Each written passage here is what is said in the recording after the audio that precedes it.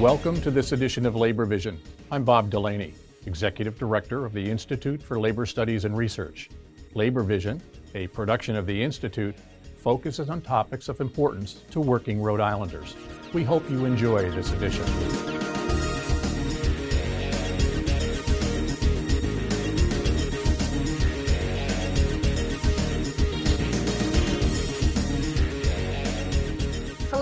And welcome to Labor Vision, the at-home edition. I am your host, Erica Hammond, and joining me today are four guests to talk about a very important bond question issue that Rhode Islanders will see on March 2nd on their ballots. And joining me today is Jennifer and Dennis Deluche from Joyful Hearts, and Jay O'Grady and Erin Cox from LISC. Thank you so much for joining us. Welcome. Thank you for having us. All right, let's jump right into what is question 5. So question 5 I know is regarding early child care learning centers. Jay, do you want to start off by giving us a little bit of a background about what that question is? Sure. So first of all, thanks for having us on today to speak on this issue.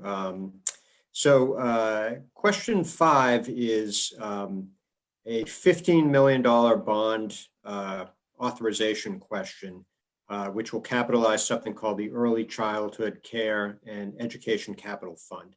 And basically that money will be used to provide centers that wish to either expand or perhaps build new facilities, capital to use for that purpose. It will also be, some portion of it will be set aside to address emergency health and safety repairs. And there will also be some set aside for technical assistance for, groups that will, for the most part, organizations that provide childcare are very good at educating young folks, but they aren't necessarily real estate developers. And there's a significant real estate development component to this. So there'll be some money set aside for technical assistance for that purpose.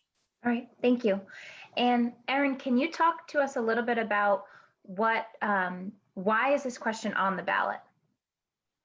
Yeah, absolutely. So in 2019, LISC and the Child Care Facilities Fund conducted an assessment across the state of Rhode Island that looked at child care facilities to check out what their condition was, what their capacity was, and what challenges there were in not only expanding, but increasing quality. This report also tried to take a stab at creating some actionable recommendations for improving quality and access. And one of those recommendations was actually an early learning facilities bond. I'm thrilled we're actually here talking about that today. Not surprisingly, our assessment actually found that overall conditions in childcare facilities are not great, and there's not enough funding or revenue to actually make health and safety improvements. So some of that specific data is that we found only 18% of our operators actually have enough funding on hand to address a facility emergency. 87% of our providers would like to make an improvement to their quality, but 88% of those groups actually don't have enough funding to make that improvement. Only 12% of a program's revenue is actually dedicated to occupancy, and that barely covers operating or maintenance expenses, let alone any dollars for expansion. And I think what we're finding across the entire state is that overall there just isn't enough space for children, especially in infant toddler care, which, as we know, has a really negative impact for our working families. Yeah, absolutely. And this would be a question for both Jenny and Dennis. As Erin just mentioned, that LISC report, it found that 78% of child care providers would like to expand their operations, but don't have the capital required to do so.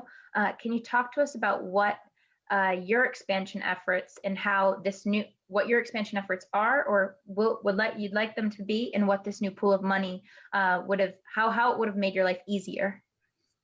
Sure, absolutely. Well, we've been trying to expand now for at least 5 years. We started our first center out in 2011. Within a few years, we had filled out the capacity and we're beginning to look for an expansion to another building.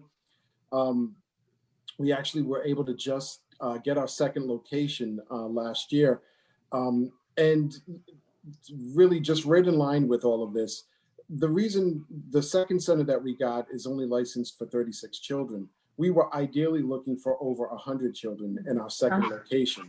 That's what we were looking for, because the profit margins on a smaller child care center are very thin, very tight, as Erin was explaining. So anyhow, we were unable to acquire any buildings because of the build out costs were so extreme, because of the age of most of the buildings, prior to 1950. So, I mean, we're talking $1 million project just to convert it from, a factory over to a licensed center, and also making sure that it has the appropriate square footage so that you're able to make sure that you're giving the highest quality of care. So make a long story short, when you look at the debt service that, a company has with that type of loan margin, and then the high salaries that we have to pay to make sure that we're giving the highest quality of care, it is very, very daunting, and it's very difficult. And in most of the cases, it was impossible. When a lender would, run us and look at the debt service, it wasn't adequate. Right. So these funds would make it immensely easier for us to be able to find a quality location, and then be able to provide those slots that Erin was mentioning for the infants and toddlers that Rhode Island clearly has a need for. Right. And I know that part of this bond money will provide money for repairs at existing facilities. Can you both speak on, as educators, can you tell us about how unsafe conditions impact the social emotional learning of kids in these centers? Absolutely. Let's just speak only on square footage alone. When you get licensed, you are licensed either for 35 or 45 square feet, depending on the age of the children. And studies have shown if the children have more space, they are more to blossom through the development stages. So instead of having children clamped up exactly to square footage, this bond is going to be able to extend that square footage, because all the classroom doesn't have to be specific to that square footage. Another thing is that we experience on our current building is the restrooms. The restrooms are in the hallway. For us to be able to put those restrooms in the classroom just for safety and health reasons is going to cost significant amount of money. But that would definitely be added to their milestone, to their quality of learning inside that classroom, keeping everything inside that class accessible for the teachers as well.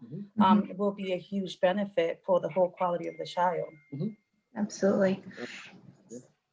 And are the problems this bond will address statewide problems, or do you believe that they're just more focused in the urban core? What would you think, or what would you say?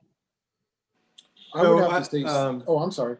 Sorry, Jay. Yeah, I was just going to refer back to the list, to the study that that LISC and the Child Care Facility Fund produced back in 2019. And what we found, Erica, is that some of the greatest needs for space are not actually in the urban core, but actually out in the rural areas of the state.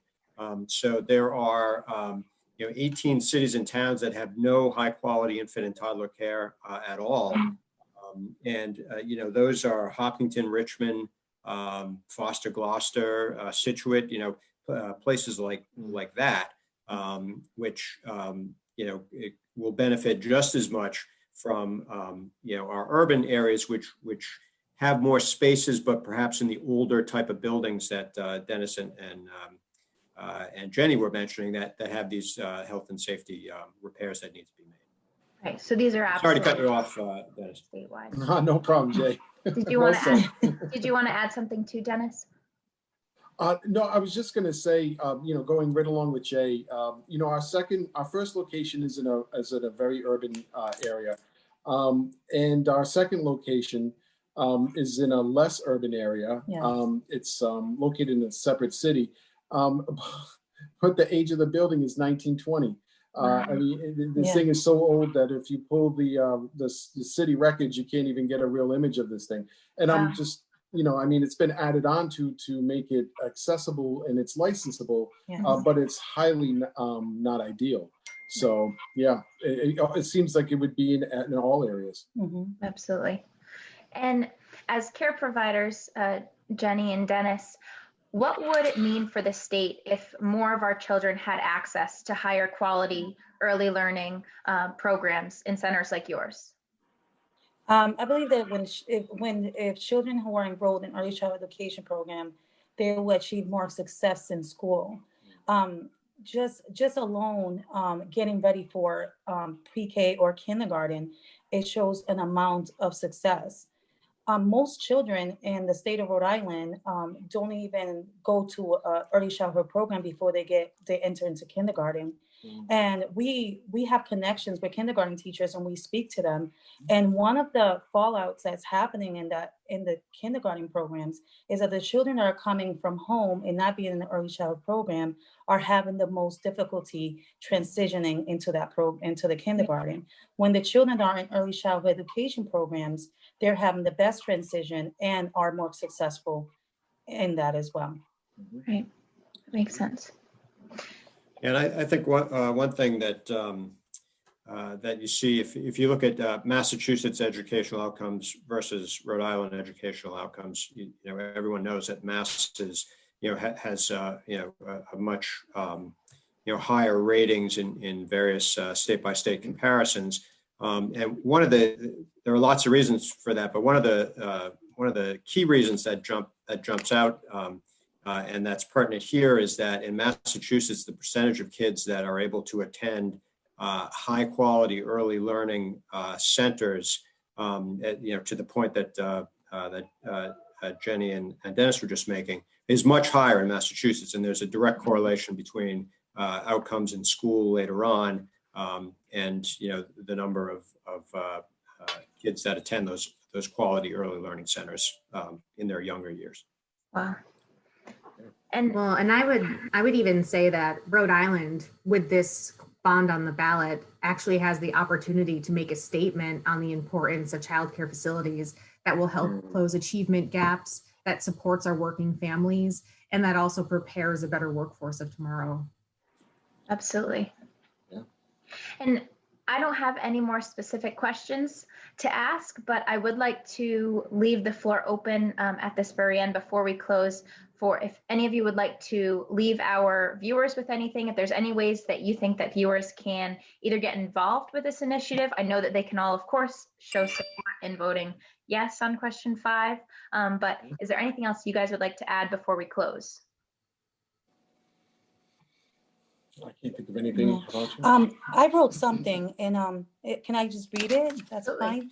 Okay, what I wrote was that efforts to improve early child education programs are an investment and it's not a cost, because investing in early childhood education helps promote economic growth here in Rhode Island. And that's like just an important thing to think about. The children are our future of a workforce here in Rhode Island. Absolutely. That's right. Yeah, and I would say that a yes on this question is not just a yes for $15 million to create new and expand existing early learning facilities. It's also a yes on better educational outcomes for kids once they get into the standard K through 12 system. It is a yes to their parents, who many of whom work and struggle to find appropriate early learning facilities, given the lack of those facilities in certain communities. And it's a yes to the improvement of the state generally. Absolutely. Agreed. Yeah, it's a yes on our economy overall. Absolutely. All right. Well, thank you guys so much for joining us on Labor Vision. I'm really excited we were able to talk about this and get this messaging out to viewers. So hopefully we will, next time we all speak, we'll have good news to share. Yes. Yes. Thank you so much, Erica. Thank you so much, Thank guys, you. for doing Thank this. you. And for everyone who's welcome. watching from home, you're watching Labor Vision, the at-home edition. Remember, we're talking here today about question 5, which is on early childhood learning centers. And you'll see that on your ballot on March 2nd in Rhode Island. So thank you so much for joining us, and we hope to see you back here in the next few weeks. Have a great night. Thank you for joining us for this edition of Labor Vision. We appreciate your input and encourage your comments. Labor Vision can be seen on this channel 3 times each week. Tuesday at 7 p.m., Thursday at 8 p.m., and Saturday at 5 p.m.